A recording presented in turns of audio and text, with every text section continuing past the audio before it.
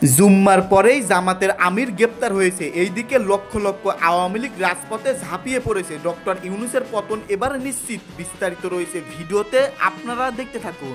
জামায়াতে ইসলামীর আমির ডক্টর শফিকুর রহমানকে গ্রেফতার করেছে। রাতে বাড়িধারা আবাসিক এলাকা থেকে গ্রেফতার করা হয় তাকে।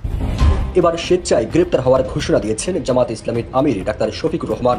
গ্রেপ্তার হতে আদালত প্রাঙ্গণে যাচ্ছেন বাংলাদেশ জামায়াত ইসলামীর আমির ডাক্তার শফিকুর রহমান। তিনি নিজে গ্রেফতার হওয়ার জন্য আগামী মঙ্গলবার আদালত প্রাঙ্গণে হাজির থাকবেন। আওয়ামী লীগকে ক্ষমার ঘোষণায় অবাক হয়েছেন অনেকেই। এদিকে মৃত্যুকে ভয় না করে স্বেচ্ছায় গ্রেফতার হওয়ার ঘোষণা দিয়েছেন জামায়াতের আমির। কিন্তু কেন?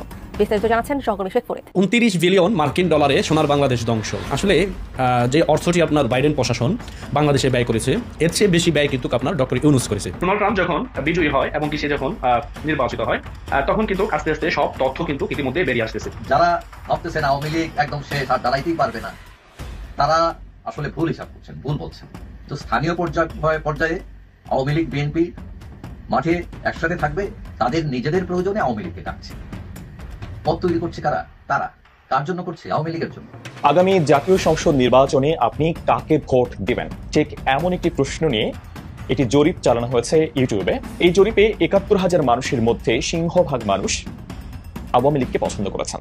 হয়তোবা আবারও বাংলাদেশে আওয়ামী লীগের জাগরণ শুরু হতে পারে। ডক্টর মোহাম্মদ ইউনূস সমন্বয়ক, ছাত্র নেতারা যে নতুন দল করতেছেন এবং এখন যে উপদেষ্টা আছে,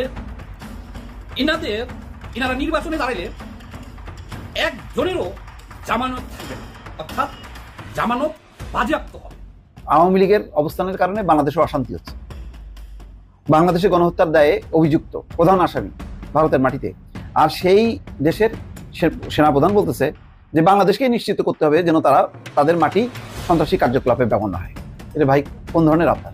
আগামী 14 এপ্রিল পহেলা বৈশাখে বাংলাদেশে কি ঘটতে যাবে আসলে এখন আজ করা যাচ্ছে না, কারণ অনলাইন সরকার পিনাকি ভট্টাচার্য এবং সাংবাদিক ইলিয়াসের সরকার তুলনামূলক ক্ষমতায় থাকা সরকারকে কাবু করে ফেলেছে। আসসালামু আলাইকুম সম্মানিত দর্শক, দেশ বা দেশের বাইরে থেকে প্রবাস থেকে তারা ভিডিওটি দেখার জন্য ক্লিক করেছেন। ভিডিওটি আপনারা সম্পূর্ণ দেখবেন। সম্মানিত দর্শক, আজকের এই ভিডিওটি অত্যন্ত গুরুত্বপূর্ণ। জুম্মার নামাজের পরেই জামাতের আমির শফিকুল ইসলামকে গ্রেপ্তার করেছেন বাংলাদেশ পুলিশ। সম্মানিত দর্শক, ইতিমধ্যে তাকে আদালতে প্রেরণ করা হয়েছে। জামাতের আমিরকে কেন গ্রেপ্তার করা হলো, জুম্মার নামাজের পরে কেন তিনি গ্রেপ্তার হলেন, সম্মানিত দর্শক আজকের এই ভিডিওটি দেখলে আপনারা বিস্তারিত বুঝতে পারবেন। তো বেশি কথা না বাড়িয়ে আমরা মূল ভিডিওতে চলে যাই। আপনারা মনোযোগ সহকারে ভিডিওগুলো ধারাবাহিকভাবে সম্পূর্ণ দেখতে থাকুন। আপনারা জানেন সাম্প্রতিককালে আমাদের বাংলাদেশে একটি বন্যা হয়েছিল কিছুদিন আগে। ওই বন্যাতে এনজিও থেকে প্রায় ১,০০০ কোটি টাকা ডক্টর ইউনূস ফান্ড গঠন করে বন্যার্থদের জন্য। সেই ১,০০০ কোটি টাকাও কিন্তু সে তার ক্ষমতা ধরে রাখার জন্য সে কিন্তু মার্কিন নির্বাচনে ব্যয় করে কমলা হ্যারিসে। এখন প্রশ্ন হচ্ছে, সে ভেবেছিল যে হয়তো ডোনাল্ড ট্রাম্প এবার নির্বাচনে বিজয়ী হতে পারবে না। কিন্তু ডোনাল্ড ট্রাম্প যখন বিজয়ী হয় এবং সে যখন নির্বাচিত হয়, তখন কিন্তু আস্তে আস্তে সব তথ্য কিন্তু ইতিমধ্যে বেরিয়ে আসতেছে। মানে এই সোনার বাংলাদেশ ধ্বংস করার জন্য 29 বিলিয়ন মার্কিন ডলার ব্যয় করেছে আপনার বাইডেন প্রশাসন, এবং কি এই বাংলাদেশকে আপনার অস্থিতিশীল করে তোলার জন্য। বিশেষ করে ডক্টর ইউনূস কিন্তু আপ্রাণ চেষ্টা করেছে যে তার ক্ষমতা কুক্ষিগত করার জন্য, সে যাতে ক্ষমতা ধরে রাখতে পারে। কিন্তু এখন এমনভাবেই চাপ সৃষ্টি হচ্ছে বিশ্ব থেকে, সে কিন্তু আর এগুলো সামাল দিতে পারবে না। এবং কি থলের বিড়াল আপনি ধরতেই পারেন ইতিমধ্যে বেরিয়ে এসে গেছে। আপনার কি মনে হয়নি যে নরেন্দ্র মোদী আর হচ্ছে আপনার ডোনাল্ড ট্রাম্প যেদিন আপনার একসাথে সংবাদ সম্মেলন, সেখানে সাংবাদিকদের উপস্থিতিতে বলেছিল বাংলাদেশ ইস্যু নিয়ে যখন প্রশ্ন করা হয়, তখন কিন্তু বলে যে এই ইস্যু বা বাংলাদেশ ইস্যুটা আপনার নরেন্দ্র মোদীর উপরেই ছেড়ে দিয়েছে, কারণ বাংলাদেশ নিয়ে তারা চিন্তা করে বা বাংলাদেশ নিয়ে তারা আপনার কাজ করে। বিশেষ করে এশিয়ার যে রাজনীতি বা আপনার আমাদের বাংলাদেশ সহ পার্শ্ববর্তী আরও যে দেশগুলো রয়েছে, এগুলোর মধ্যে কিন্তু আপনার ভারতের একটা আধিপত্য রয়েছে। কিন্তু আবার দেখা যায় কি ওই দেশগুলোরও যে রাজনৈতিক দলগুলো রয়েছে এই এশিয়ার মধ্যে, তারাও কিন্তু ভারতের একটি সাপোর্ট চায়, চায় না যেরকম না। তার মানে বেনিফিট সকল দেশই চায়, তাদের সাথে বন্ধুত্ব রাখতে চায়, তাদের কাছ থেকে পণ্যও কিনতে চায়, আবার তাদের সাথে সম্পর্ক বজায় রাখতে চায়।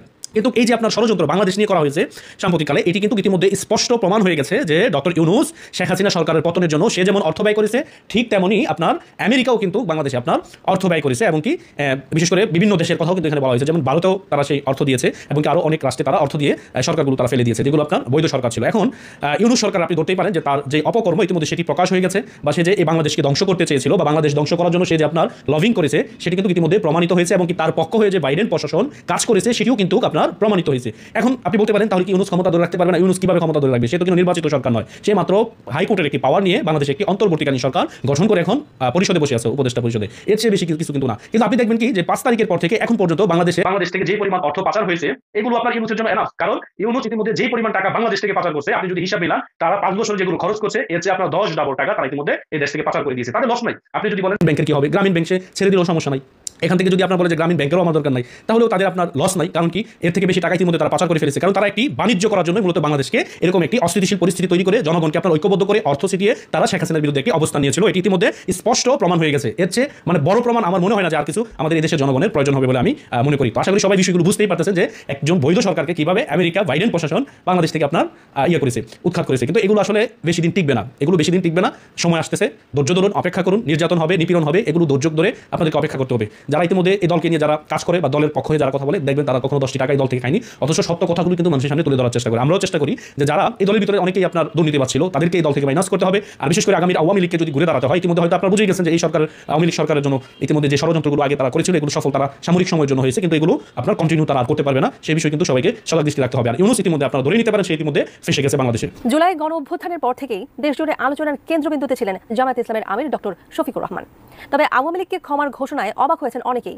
এদিকে মৃত্যুকে ভয় না করে স্বেচ্ছায় গ্রেফতার হওয়ার ঘোষণা দিয়েছেন জামায়াতের আমির। কিন্তু কেন? বিস্তারিত জানাচ্ছেন সহকর্মী শেখ ফরিদ।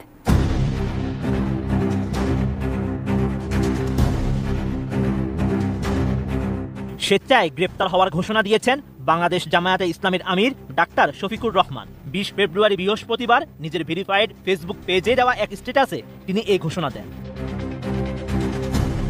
ফেসবুকে জামায়াতের আমির লিখেন, আপনারা নিশ্চয়ই লক্ষ্য করেছেন ফেসিবাদের নিষ্ঠুর জুলুমের শিকার মজলুম জননেতা এটিএম আজহারুল ইসলাম সাহেব এখনো বন্দী রয়েছে। একে একে সব জাতীয় নেতা মুক্তি পেলেও তিনি বৈষম্য ও জুলুমের শিকার হয়ে বন্দী জীবনে কঠিন বোঝা বহন করে চলেছেন।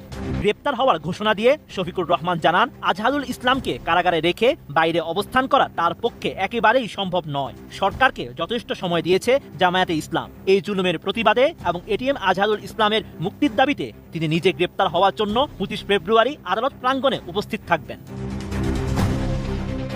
জামায়াত আমির আরো লিখেন, আইন মন্ত্রণালয় এবং স্বরাষ্ট্র মন্ত্রণালয় আমাকে গ্রেপ্তার করে কারাগারে পাঠানোর ব্যবস্থা গ্রহণ করবেন। সময় মতো আমাকে যথাস্থানে পাবেন ইনশাআল্লাহ। এই বিষয়ে সরকারের পক্ষ থেকে এখনো কোনো আনুষ্ঠানিক প্রতিক্রিয়া পাওয়া যায়নি। জামায়াতের পক্ষ থেকেও আরো কোনো কর্মসূচি ঘোষণাও করা হয়নি। তবে রাজনৈতিক বিশ্লেষকরা বলছেন, ডাক্তার শফিকুর রহমানের এই ঘোষণা দেশের রাজনৈতিক পরিস্থিতিতে নতুন মাত্রা যোগ করতে পারে। এর আগে শেখ হাসিনা কথিত মানবতা বিরোধী অপরাধের মামলায় জামায়াতের সাবেক সেক্রেটারি জেনারেল এটিএম আজহারুল ইসলামের মৃত্যুদণ্ডের রায়ের বিরুদ্ধে করা রিভিউ আবেদনের শুনানি হওয়ার কথা ছিল 20 ফেব্রুয়ারি। আদালতের সময় শেষ হওয়ার কারণ দেখিয়ে 20 ফেব্রুয়ারিতে শুনানি না হওয়ায় এমন ঘোষণা দেন জামায়াত আমির। এরও আগে এটিএম আজহারের মুক্তির দাবিতে গত 18 ফেব্রুয়ারি পুরানো পল্টনে সমাবেশ করে জামায়াতে ইসলামী। আগামী জাতীয় সংসদ নির্বাচনে আপনি কাকে ভোট দিবেন, ঠিক এমন একটি প্রশ্ন নিয়ে একটি জরিপ চালানো হয়েছে ইউটিউবে। সেখানেও প্রায় ৭১,০০০ মানুষ এই জরিপে অংশগ্রহণ করেছেন। সেখানে বেশ কয়েকটি অপশন ছিল কাকে ভোট দেবেন আগামী জাতীয় সংসদ নির্বাচনে, এবং সেই ফলাফলও আমাকে অবাক করেছে। আমি জরিপটি আপনাদেরকে দেখাতে চাই, দেখেছেন নিশ্চয়ই। এই জরিপে ৭১,০০০ মানুষের মধ্যে সিংহভাগ মানুষ আওয়ামী লীগকে পছন্দ করেছেন।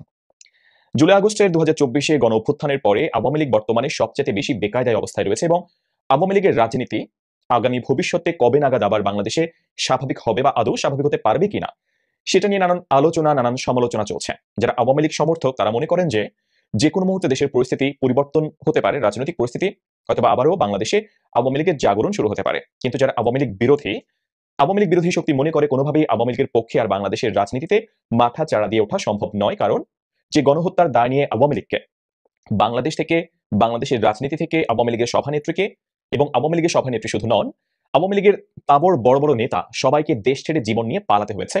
সেই আওয়ামী লীগের পক্ষে আবারও নতুন করে রাজপথে এসে জনগণের মধ্যে আওয়ামী চেতনা তুলে ধরা কোনোভাবেই সম্ভব নয়। এবং আমরা দেখতে পাচ্ছি আওয়ামী লীগ সভানেত্রী পাশের দেশ থেকে যখন বাংলাদেশে কথা বলার চেষ্টা করেন কিংবা ভাষণ দেওয়ার চেষ্টা করেন, যেটা 5 ফেব্রুয়ারি শেখ হাসিনা দিয়েছিলেন, তার বিপরীতে তীব্র প্রতিক্রিয়া আমরা দেখতে পেয়েছি। সোশ্যাল প্ল্যাটফর্ম শুধু নয়, একেবারে রাজপথেও বিপরীতে 32 নম্বর বাড়িটিও ভেঙে ফেলা হয়েছিল।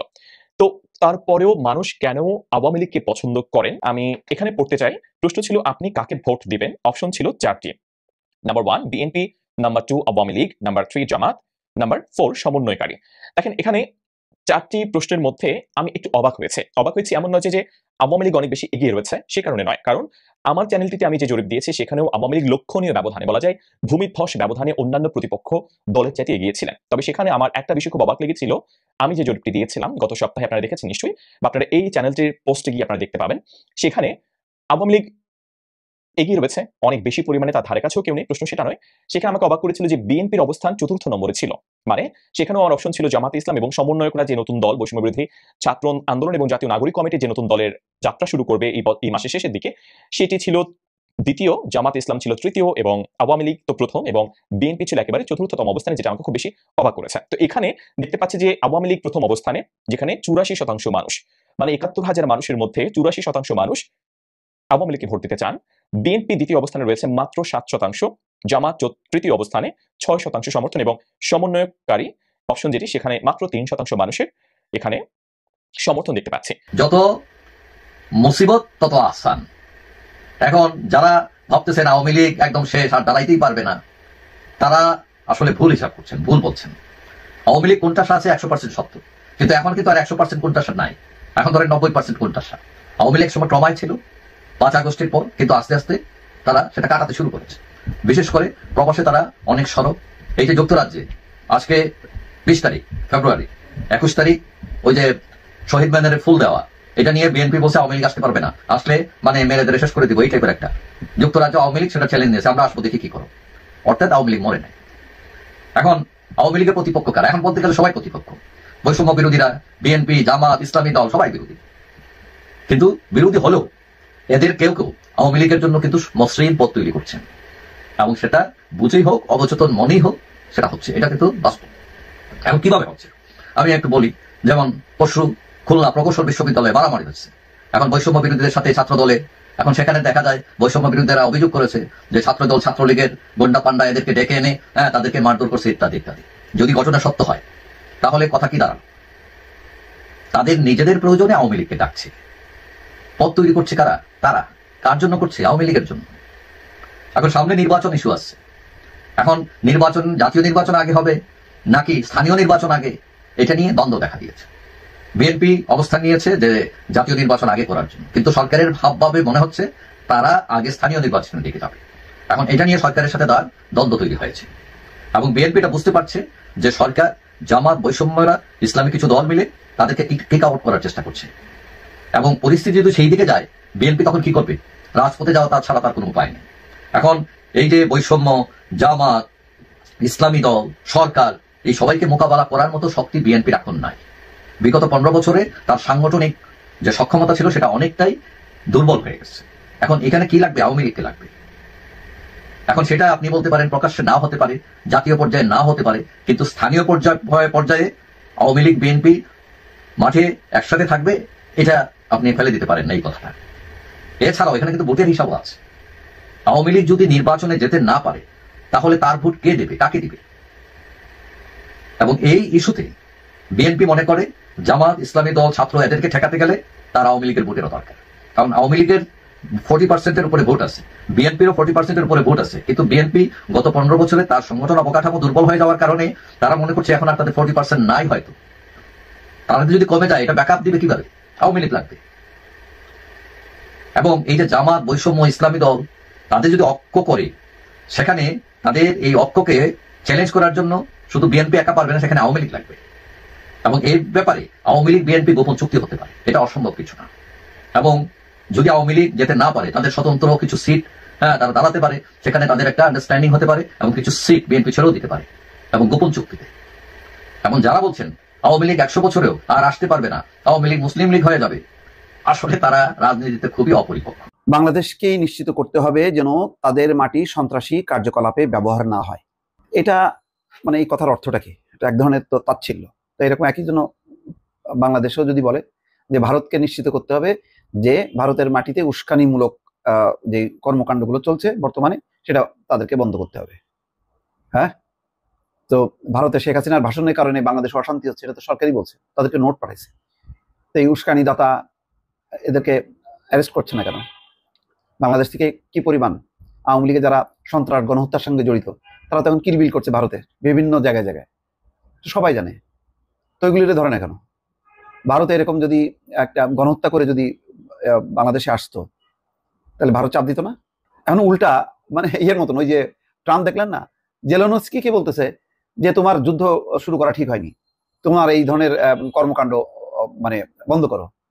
যুদ্ধ চাপায় দিল রাশিয়া, তার দেশ দখল করে ফেললো, তার দেশের অনেকগুলো অংশ রাশিয়ার দখলে, আর জেলেনস্কিকে উল্টা চাপ দিচ্ছে। এখানে বিষয়টা তেমনটা হয়ে গেল না যে আওয়ামী লীগের অবস্থানের কারণে বাংলাদেশে অশান্তি হচ্ছে, বাংলাদেশে গণহত্যার দায়ে অভিযুক্ত প্রধান আসামি ভারতের মাটিতে, আর সেই দেশের সেনাপ্রধান বলতেছে যে বাংলাদেশকে নিশ্চিত করতে হবে যেন তারা তাদের মাটি সন্ত্রাসী কার্যকলাপে ব্যবহার না হয়। এটা ভাই কোন ধরনের আবদার? ভারতীয় সংবাদ সংস্থা ANI এর মুখোমুখি হয়েছিলেন ভারতের সেনাপ্রধান জেনারেল উপেন্দ্র দ্বিবেদী। সাক্ষাৎকারে সীমান্ত সংঘাত, কথিত সন্ত্রাসবাদ নিয়ে কথা বলেন তিনি। উঠে আসে বাংলাদেশ প্রসঙ্গ। তাকে ঢাকায় পাকিস্তানের গোয়েন্দা সংস্থা ISI এর প্রতিনিধি দলের কথিত বৈঠক নিয়ে প্রশ্ন করা হয়। জবাবে উপেন্দ্র দ্বিবেদী বলেছেন, বাংলাদেশকে নিশ্চিত করতে হবে যাতে তাদের মাটি সন্ত্রাসী কার্যকলাপের জন্য ব্যবহার না হয়। এই খবর দিয়েছে অনলাইন NDTV। উল্লেখ্য, গত মাসে বেশ কয়েকটি ভারতীয় গণমাধ্যম খবরে বলা হয় ঢাকা সফরে আসছেন পাকিস্তানের গোয়েন্দা সংস্থা ISI এর কর্মকর্তারা। তারা বাংলাদেশ ভারত সীমান্ত পরিদর্শন করেছেন বলেও সেখানে দাবি করা হয়, তবে এসব দাবি মিথ্যা বলে জানিয়েছে বাংলাদেশ। কথিত এই বিষয়টি উল্লেখ করে ভারতের সেনাপ্রধানকে জিজ্ঞাসা করা হলে তিনি এই বিষয়ে তার উদ্বেগ প্রকাশ করেন। জেনারেল উপেন্দ্র দ্বিবেদী বলেন, আমি একটি নির্দিষ্ট দেশের জন্য সন্ত্রাসবাদের কেন্দ্রস্থল শব্দটি ব্যবহার করছি, অর্থাৎ পাকিস্তানকে ইঙ্গিত করেই বলতেছেন। সেখানকার নাগরিকরা যদি অন্য দেশে যায় এবং সেই দেশ যদি আমাদের প্রতিবেশী হয় বাংলাদেশ, তাহলে তা উদ্বেগের বিষয় তো বটেই, তারা যেন সেখানকার মাটি ব্যবহার করে ভারতের সন্ত্রাসী পাঠাতে না পারে। জেনারেল দ্বিবেদীর ভাষায়, প্রশাসনের সঙ্গে তখনই আলাপ আলোচনা চলতে থাকে যখন সেখানে একটি নির্বাচিত সরকার থাকে। বাংলাদেশে নির্বাচিত সরকার থাকবে কি বিপ্লবী সরকার থাকবে, এটা বাংলাদেশের নিজস্ব ব্যাপার, এটা ওনার পরামর্শ অনুযায়ী হবে না। বাংলাদেশের অন্তর্বর্তী প্রশাসন সম্পর্কে বলতে গিয়ে দ্বিবেদী ANI কে বলেন, বাংলা সরকার নির্বাচিত হলে তখন আমরা বলতে পারি আমাদের সম্পর্ক তাদের সঙ্গে কেমন হওয়া উচিত। যদিও সেনাপ্রধান বলছেন, ভারতীয় সেনাপ্রধান, বাংলাদেশের সঙ্গে ভারতের সামরিক সম্পর্ক খুবই দৃঢ়। তিনি বলেছেন, চাইলেই আমরা বার্তা বিনিময় করতে পারি, আমরা শুরু থেকে এটাই করে আসছি। ভালো, তো বার্তা বিনিময় হয়েছে। ওই সময় 5ই আগস্ট সারাক্ষণ নাকি টেলিফোনে ছিল বাংলাদেশের সেনাপ্রধানের সঙ্গে, শেখ হাসিনার নিরাপত্তা নিশ্চিত করছে।